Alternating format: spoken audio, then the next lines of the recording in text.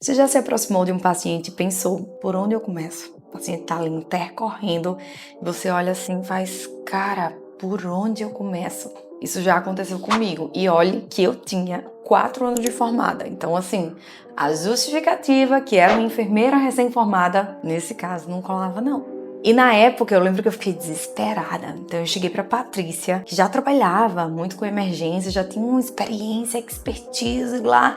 Cheguei pra ela e fiz, mana, quando chega um paciente faz o quê? Começa por onde? Eu lembro que eu fiquei assim bem desesperada, né, digamos. Mas eu acho que a palavra é essa mesmo. Só que o que aconteceu depois desse fato mudou completamente a forma como eu abordo os meus pacientes em situações de intercorrência, por onde eu começo, digamos assim, e mudou também a segurança para eu conseguir mesmo lá no plantão ir para perto do paciente e não me esquivar. Então, depois que aconteceu isso que eu vou contar aqui para vocês, mudou a forma como eu me posiciono no meu plantão e como as pessoas também me percebem lá no plantão. Isso é autoridade, construção de autoridade. Então, fica comigo até o final que eu vou trazer aqui para vocês o pulo do gato. É realmente isso, gente. Eu descobri que existia ali um caminho que facilitava e que entregava o resultado que eu queria com base na segurança, na autonomia para atuar, que é isso que a gente ensina na nossa formação do plantão, nos nossos cursos para as nossas alunas, porque é o que a gente quer para nossa categoria. Segurança para atuar, para ela se sentir bem, sabe, atuando, e autonomia para atuar também, para que os outros percebam que ela é o centro do ecossistema de cuidados. Isso foi em 2013, um tempo bom já, né? Alguns de vocês não estavam nem formados ainda em 2013, mas eu já tinha meus 4 anos de formada, né? E mesmo assim, eu não sabia por onde começar quando o paciente intercorria. Eu lembro que eu me agarrava muito nos sinais vitais. Então, contextualizando para vocês, foi em maio de 2013, o mês foi maio, e eu estava entrando no SAMU. E no SAMU, diferente do hospital que eu trabalhava, tinha muita intercorrência, né? Serviço de atendimento móvel de urgência. Então eu ia abordar esse paciente intercorrendo o tempo todo, instável clinicamente, seja vítima de um trauma, ou seja, uma intercorrência clínica, enfim. Eu estava ali para abordar ele. Mas como é que eu consegui fazer isso? Pegando minha bolsinha de sinais vitais, eu pensava que era assim. Eu vou pegar minha bolsinha de sinais vitais e eu vou verificar os sinais vitais desse paciente. Não. Olha o que é que eu aprendi. Quando a gente entra no SAMU, a gente faz um curso de 60 horas. Na época eu fiz esse curso de 60 horas, que é baseado no PHTLS, que é assim, padrão ouro para trauma, né? Então, é um curso teórico prático que ensina toda a abordagem, além de outras coisas, ensina a abordagem a esse paciente.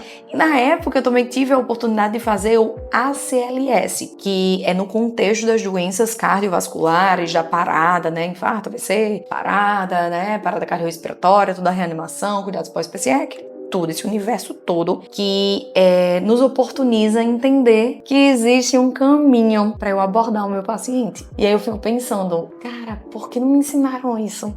Eu já tinha 5 anos de graduação, 4 anos de formada, 9 anos, e ninguém chegou para mim e disse, ei, vem cá, tem um caminho para você se sentir segura para atuar lá no paciente com intercorrência. E não é um caminho baseado em achismo, é um caminho estudado. É um caminho consolidado, é um caminho que diz que nos primeiros 10 minutos você tem que seguir 5 passos, se o paciente for clínico, né?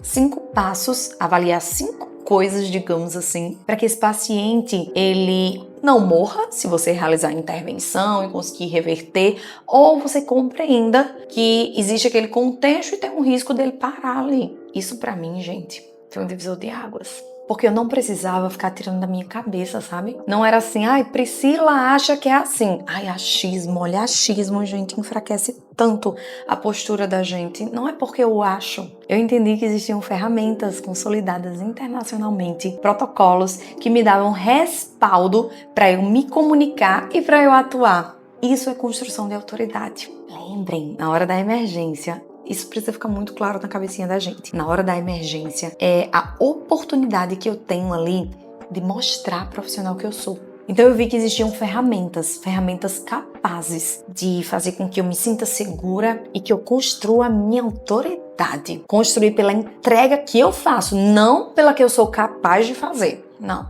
Ser capaz é uma coisa, ser capaz toda enfermeira é. Mas você vai ser uma enfermeira diferenciada se você realmente entregar lá na beira-leito, lá na emergência. E aqui eu vou apresentar para vocês 3 ferramentas, 4. Vou dar uma também que é muito importante para vocês. Para você implementar na sua beira-leito e entender, Priscila, é só isso. E isso vai fazer, eu garanto a você, porque aconteceu comigo, aconteceu com Patrícia, aconteceu com Pauliana, acontece com as alunas da gente. Quando a gente entende esse caminho, é libertador. Vamos lá. Primeira ferramenta, ABCDE. Como assim, Priscila? Só ABCDE? Sim. O que mata o meu paciente nos primeiros 10 minutos, quando eu tô chegando ali na abordagem para ele, se ele tá vivo, né? Vai estar contemplado ali, ou no X ABCDE se for trauma, ou no ABCDE se for esse paciente clínico, né? E lembrar que em cada item você precisa avaliar no A, avaliar se a via aérea ela tá pérvia. Então eu avaliei, essa via aérea não tá pérvia.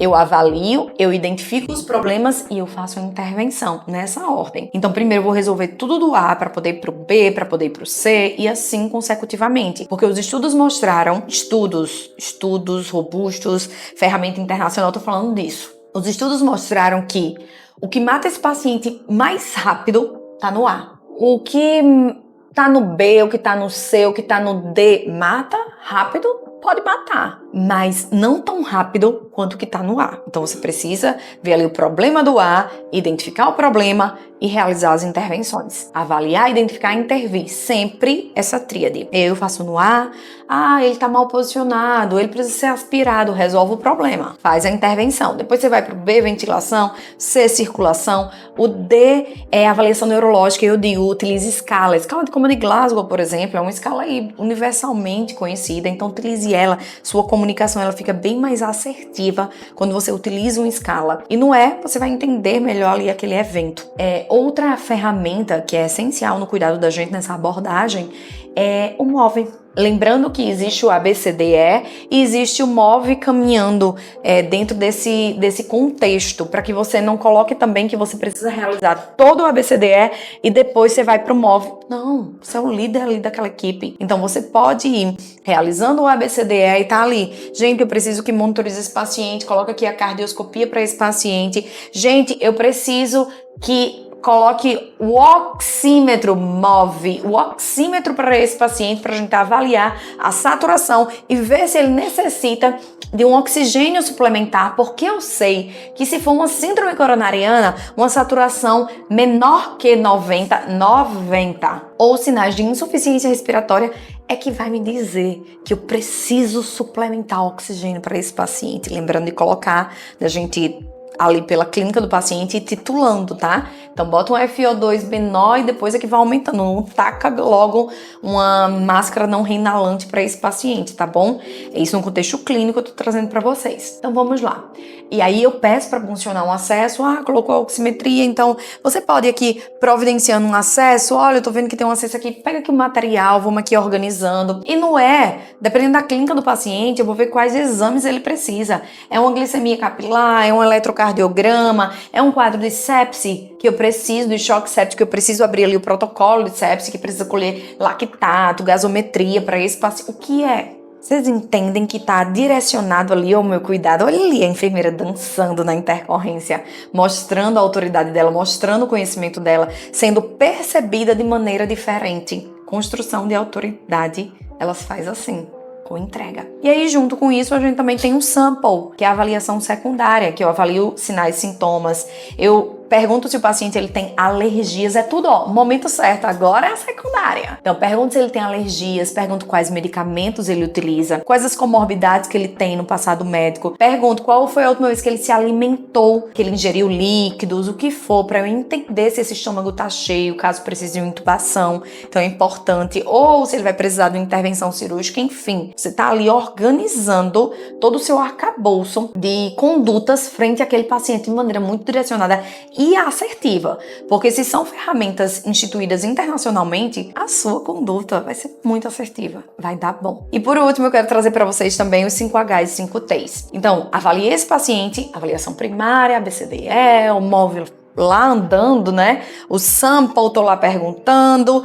Nesse momento eu também preciso pensar nos 5Hs e nos 5Ts, porque se esse seu paciente ele não morreu nos primeiros 10 minutos, não estava lá no ABCDE, o que vai provavelmente matar ele, que pode levar a uma parada cardiorrespiratória na próxima hora aí, vai ser justamente o que está nos 5Hs e 5Ts. E esse foi o caminho que eu consegui realizar as minhas condutas lá no SAMU, lá na rua com o paciente, com mais segurança e construir a minha autoridade profissional. Depois você percebe que construiu isso. E como é que você percebe? Quando, por exemplo, você está na intercorrência, você está na assistência ao paciente e o médico pergunta: o que é que você acha? Quando você vai conversar com os técnicos de enfermagem lá na abordagem, na intercorrência, e você vê que ele está assim, ó, para você.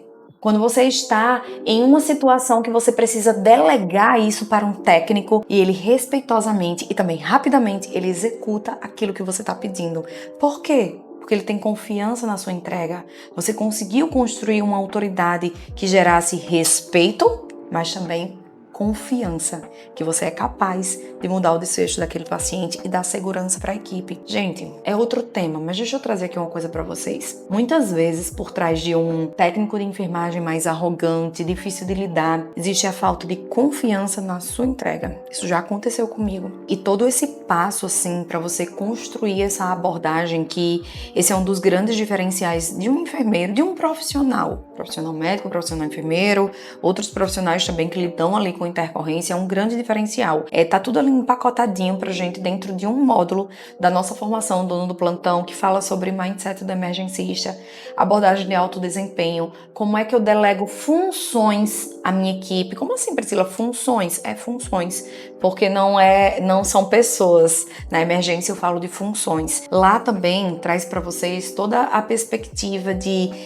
rede de segurança, que é um termo novo, sobre backstage também. Backstage é uma coisa muito importante, porque antes de eu abordar o paciente, eu tenho ali um bastidor muito bem alicerçado, então a gente entrega isso pra vocês. E é um caminho que eu vivi, que Patrícia viveu, que Pauliana viveu, que a gente empacotou, direcionou ali e a gente tá entregando pra nossa categoria, para que a gente possa elevar o status da nossa profissão. Eu quero toda enfermeira ali na beira-leito, realizando o ABCDE, MOV, Sample, tendo seu mindset do emergencista, construindo o seu backstage dia após dia para poder entregar, performar ali na emergência. É sobre isso. E se você ainda sente que tá indo abordar o paciente, tirando coisas da sua cabeça, que ai meu Deus, por onde eu começo? Meu Deus, é sinais vitais, é isso, aquilo. Não, porque mandaram eu fazer isso. Tem um caminho. Eu já senti todo esse desespero, mas tem um caminho, tem solução. Não leve sua frustração, às vezes até na profissão, às vezes até a gente tem vontade de desistir, porque você não sabe o caminho. Busque, escolha, construa.